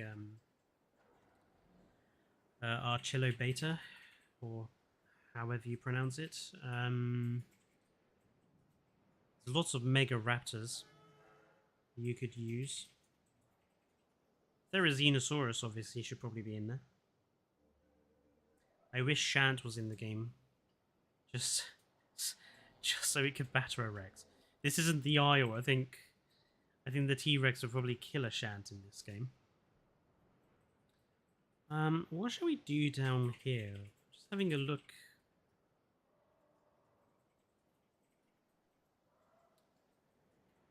Obviously, I'm happy with the hedge maze. We've got this gap here. This gap here. And then I'm thinking probably having a... I want the paths to go off this way and this to be an enclosure, so... Let's just draw it in.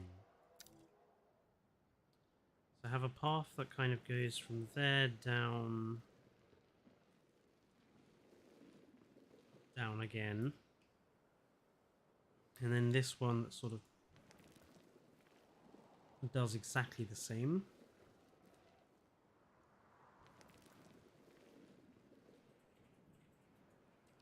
Then this would be an enclosure here. It's not very big though.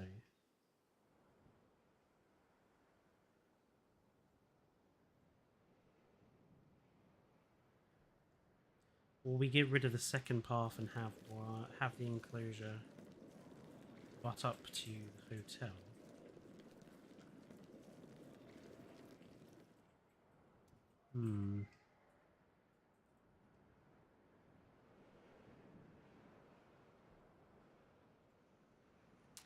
Don't know about that. I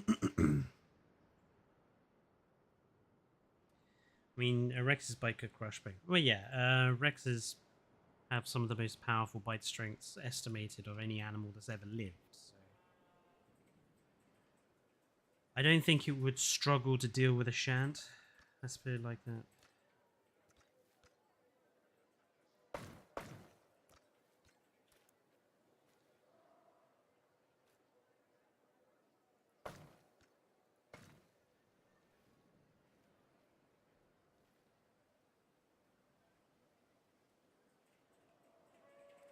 I don't know what to do with this gap. You've got a single amenity there. You probably need a couple more around here somewhere. Maybe turn it into a garden? I mean, we've got the hedge maze right there, though.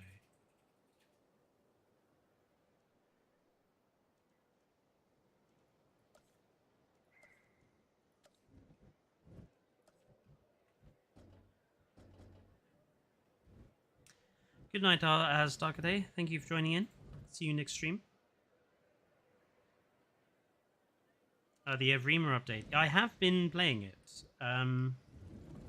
It's just at a moment, the preferred server I want to play on is really busy. So, I'm sort of waiting for, you know, the hype and stuff to die down a bit before I play, just so I can actually get into the server I want to play on.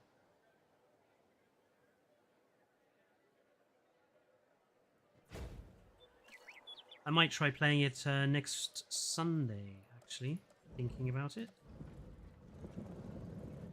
People want to see me try and grow a Cerato.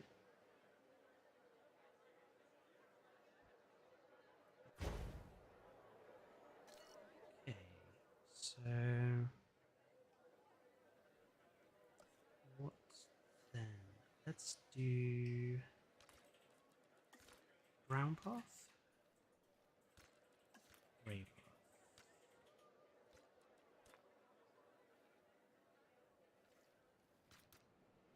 Let's match that style over there. So let's do this color path.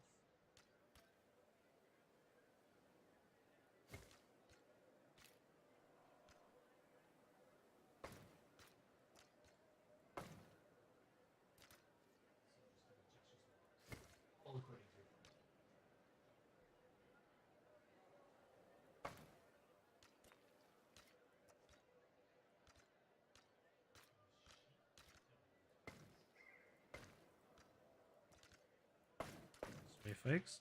I'm just concentrating there. I am one of these people that goes dead silent when they concentrate. I need to stop doing that.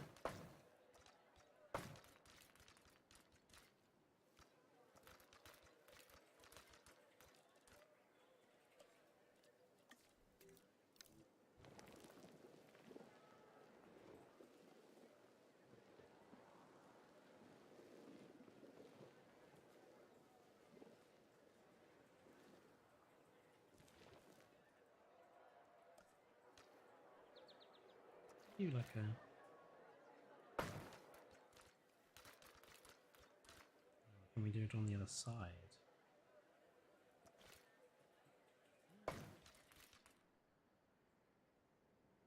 No, it might not be perfectly symmetrical, but I'm happy with that.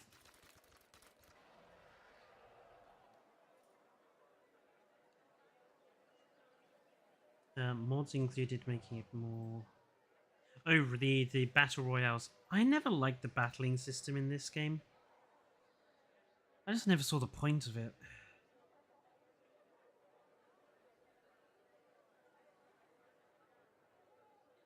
Develop eventually, herbivores will be where, like real life, they are most of the time more dangerous than the carnivores. Yeah. I think that is something a lot of people don't realize, is that there are a lot of herbivores that are generally more deadly than the carnivores you face. Hippos are a perfectly good example of that. Hippos, I think they kill more people than lions, I think is the statistic. Something along those lines.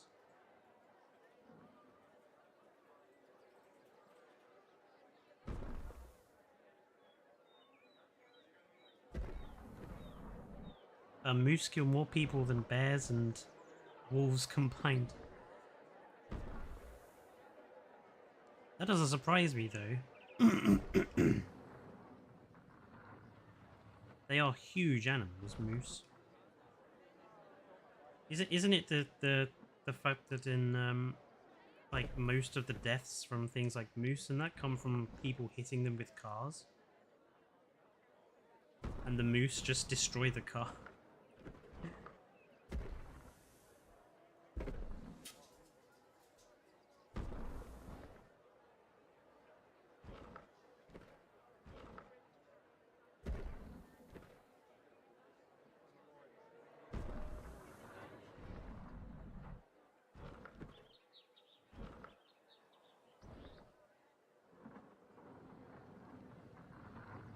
I don't think I like it being surrounded by those walls, you know. It just makes this end look too dark.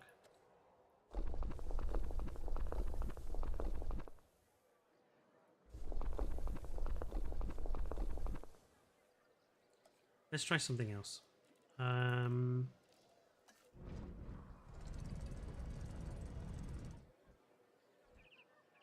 What about if we place something like that?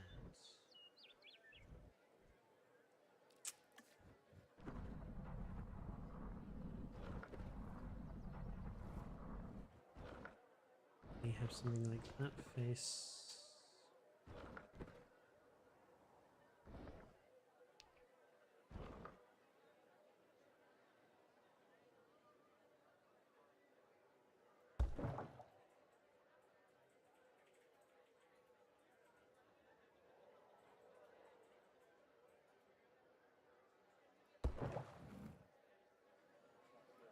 And raise them up.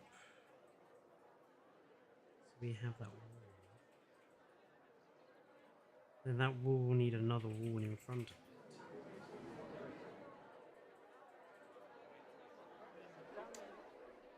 I don't know. Maybe just something simple would work better.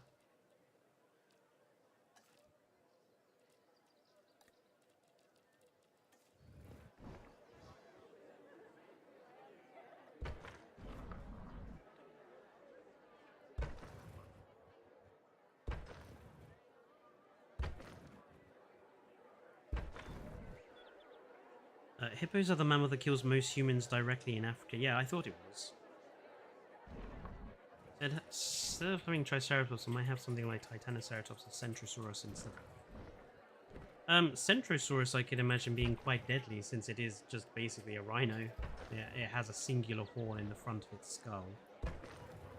I can imagine that would be quite a deadly animal to have to deal with.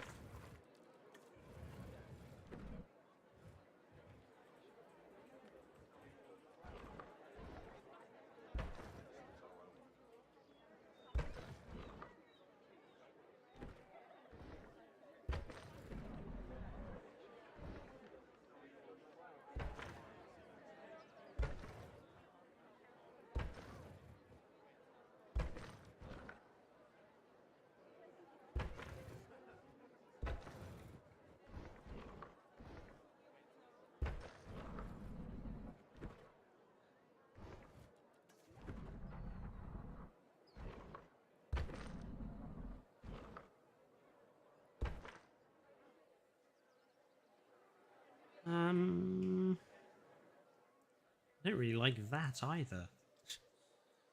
Ugh, curses.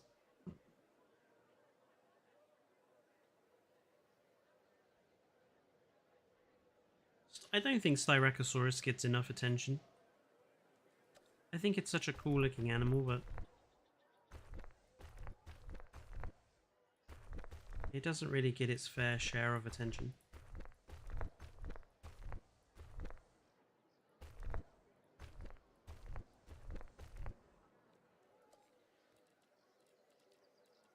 Okay, what about if I used... there's the long pieces. What about if I use these? Raise them up.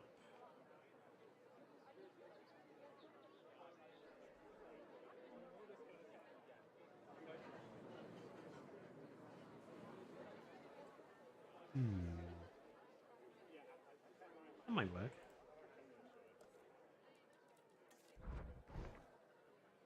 Maybe placing down a lot of them.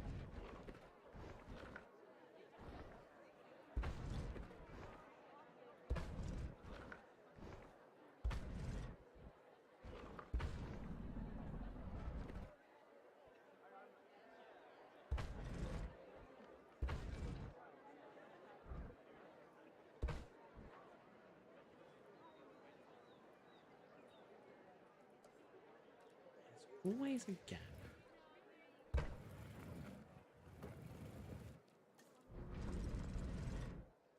Just look at Planet Prehistoric Kingdom's design. True, it is gorgeous.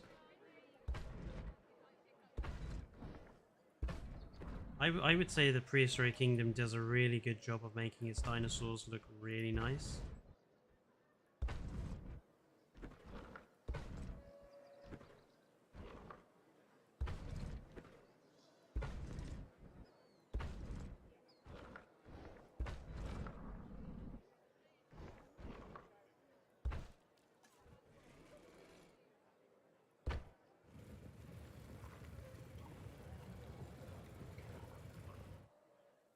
And then if we all had them this level, that would form the perimeter wall. Then we can have stuff inside. Maybe. I'll think about that off stream. By the way, have you considered Prehistoric Kingdom for future content? Like I say, ECATS, the problem with Prehistoric Kingdom is that it takes so long to do anything. So if I was going to do Prehistoric Kingdom, it would be videos. And the thing is, I would have to... It would be a lot of recording and a lot of editing. And at the moment, there's... You know, there's the aisle to do. There's more videos on this I want to do. I've got a 3-hour retrospective review to edit as well. At the moment, Prehistoric Kingdom content is just...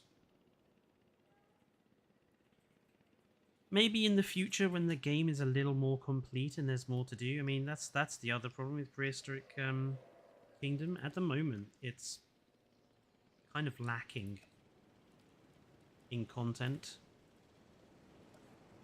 We could do with a few more species coming to the game before I consider doing videos for it.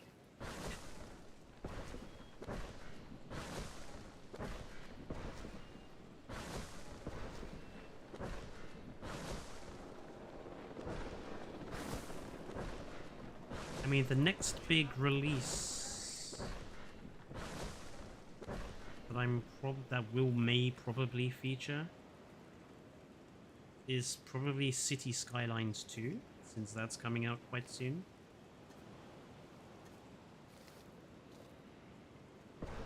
And I know City Skylines 1 has quite a few fans, so I will probably be trying to play City Skylines 2 when it comes out.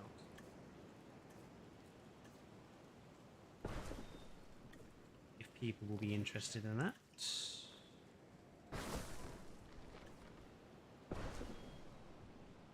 That's nice.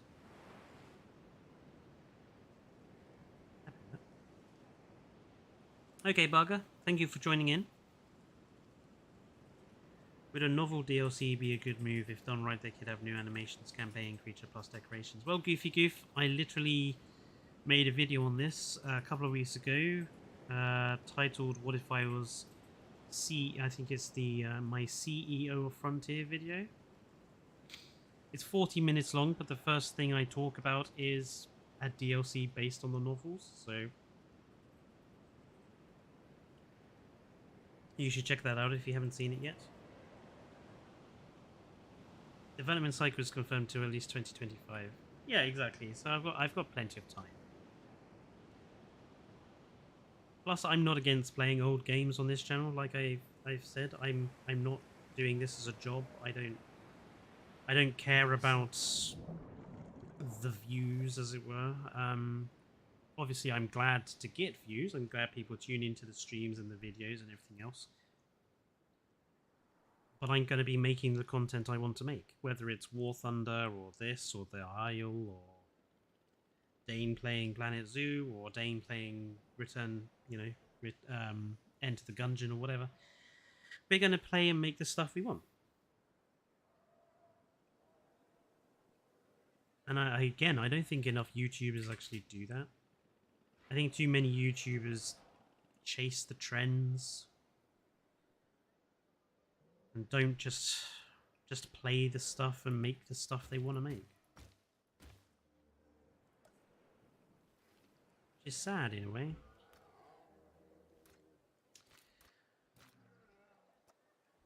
Okay, let's go down one, down two, 90 degrees, 90 degrees.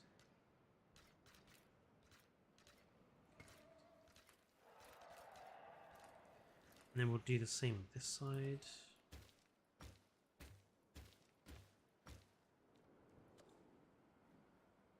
By the way, I enjoyed a lot of War Thunder live streams. Oh, I'll have to do them again at some point.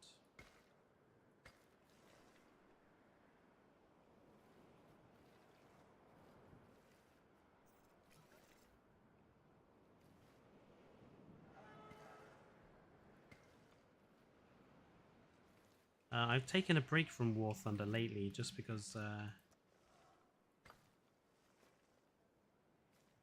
I was just getting a bit annoyed with the grind. So I took a bit of a break. But I'll have to get back to it at some point. Maybe just do a video of me just playing through some matches. Doesn't have to be a stream. I might just do a video. Nothing specific. Just some gameplay. The girl from the Lost World would be the most British child ever. She was attacked by compies and she'd be like, "Oh, I'm sorry, I believe there's not enough for everyone." Jacob. That's so true.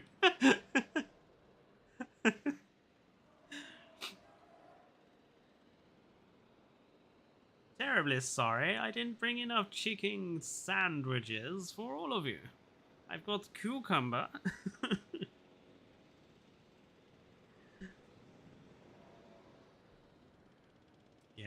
She was the most British girl.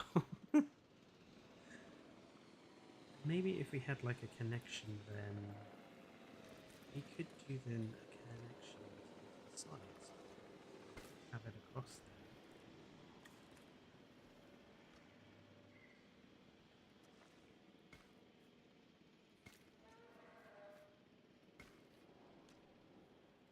Just to that. You know, I know it's not perfectly symmetrical, but I'm kind of happy with that. I think that's good.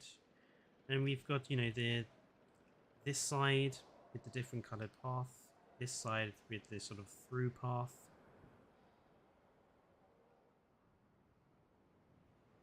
I mean, I still might change all the path to this color and have the pinkish path just for special areas. Because it does look a bit bizarre now looking at it. Yeah, let's change. Let's change.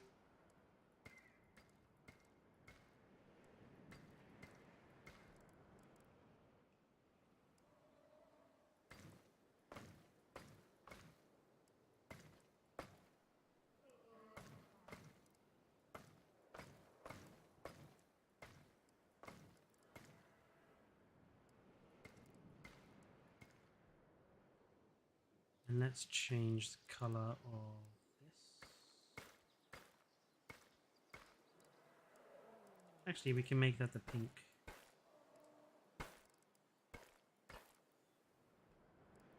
Oh, that looks better. Yeah, that does actually look better.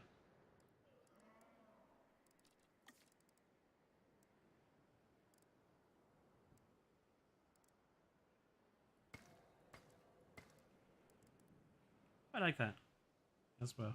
Just adds a little definition there. Have you recovered from your Channel 5 trauma?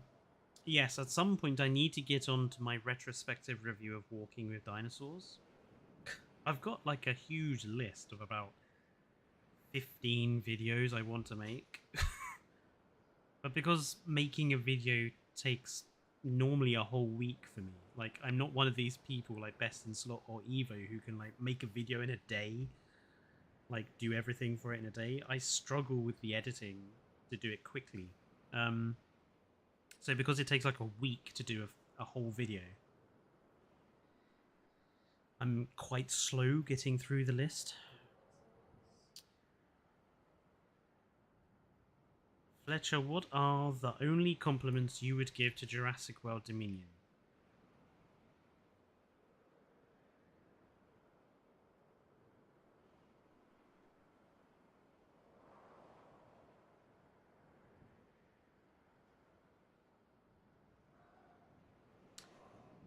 um...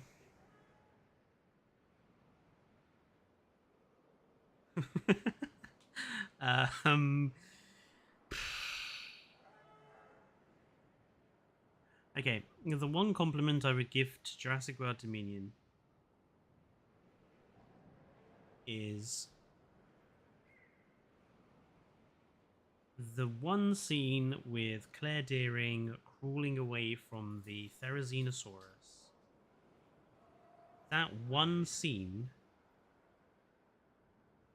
is very much the spirit of what Jurassic Park and Jurassic World movies should be. Tense, atmospheric, with genuine fear, with genuine danger.